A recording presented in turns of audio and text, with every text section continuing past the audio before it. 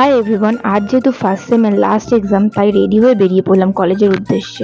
আজ ট্রেনে করে কলেজ যাব, কারণ কলেজটা শিয়ালদাতে।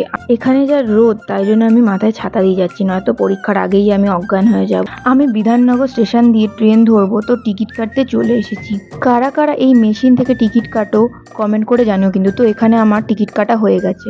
এখন শিয়ালদাতে পৌঁছে গেছি প্রায় কলেজের সামনে। আমি বাড়ি থেকে আসার সময় কিছু খাইনি, তাই একটু নান খেয়ে নিলাম।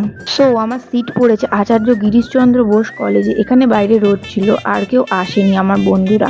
ভেতরে ঢুকে ক্যাম্পাসটা দেখছিলাম, বেশ ভালো। ততক্ষণে প্রচুর ভিড় হয়ে গেছিল। এখানে দাঁড়িয়ে অপেক্ষা করছিলাম গেট খুলবে বলে। এবার ক্লাসে চলে যাচ্ছি। এরপর আমি কোনো ক্লিপ নিতে পারিনি, কারণ তারা ছিল। এবার পরীক্ষা দিয়ে বেরিয়ে গেছি। আমি লিখতে লিখতে আমার হাত ব্যথা হয়ে গেছে। এখানে আমাদের অনেকটা লেট হয়ে গেছিল কলেজ থেকে বেরোতে, তো কলেজ পুরো ফাঁকা হয়ে গেছিল। এখানে আমি বাসের জন্য অপেক্ষা করছিলাম, তো বাসও চলে আসলো। ভিডিওটি ভালো লাগলে জানিও। দেখা হবে পরের ভিডিওতে। So by.